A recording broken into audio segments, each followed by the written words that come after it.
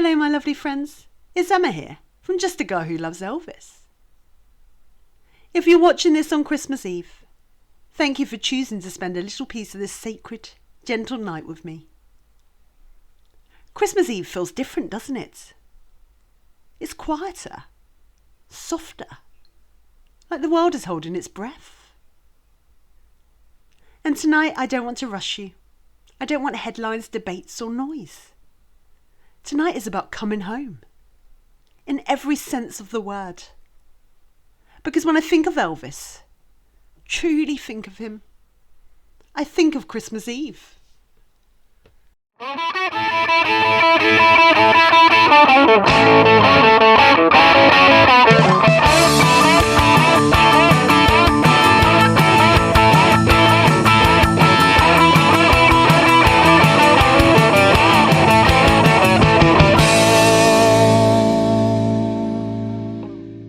Christmas Eve was never about spectacle for Elvis.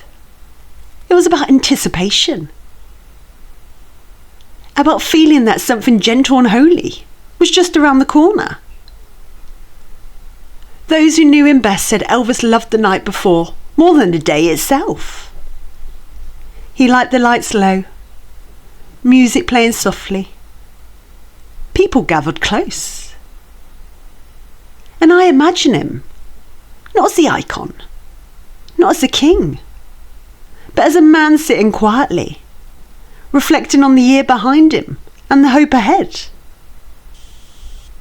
Because Christmas Eve invites reflection. And Elvis, he was a deeply reflective soul. No matter where Elvis was in the world, Hollywood, Vegas, Germany, home lived inside him. But Christmas Eve pulled him back to Graceland in his heart. To his mama. To the church hymns he grew up with. To the soft southern cadence of Christmas faith and family. This is where Blue Christmas becomes something else entirely. Not sadness, but longing. Longing for peace, for stillness, for belonging. And haven't we all felt that? Elvis's faith deepened on nights like Christmas Eve. He loved gospel music not as performance, but as prayer. Songs like Peace in the Valley weren't just recordings. They were conversations between his soul and God.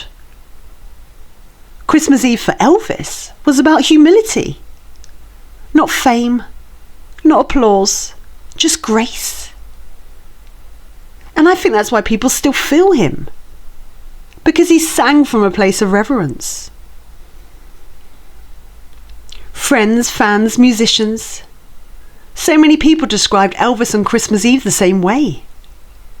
Gentle, quiet, thoughtful. Fans who waited outside Graceland on Christmas Eve didn't expect gifts or appearances. They came for connection. They came because Elvis felt like family. And that's not something you manufacture. That's something you are. Some of Elvis's most meaningful acts of generosity happened quietly, especially around Christmas Eve. No cameras, no announcements, just help where help was needed. That's the kind of generosity that reflects Christ's message. And Elvis understood that deeply. Christmas Eve wasn't about what he received. It was about what he could give. For all his depth, Elvis never lost his childlike wonder. Christmas lights fascinated him. So did laughter. So did the magic of anticipation. Christmas Eve let him be that little boy again. The one who believed in miracles. And I think that's why his Christmas music still wraps us around like a blanket. Elvis Presley matters on Christmas Eve because he reminds us of a gentleness in a loud world, of faith without judgment, of love without conditions, of humanity without perfection. He doesn't demand anything from us. He simply invites us to feel. And on Christmas Eve, feeling is enough. So tonight, my lovely friends, wherever you are, whatever this year has brought you, I hope you feel held. I hope you feel peace.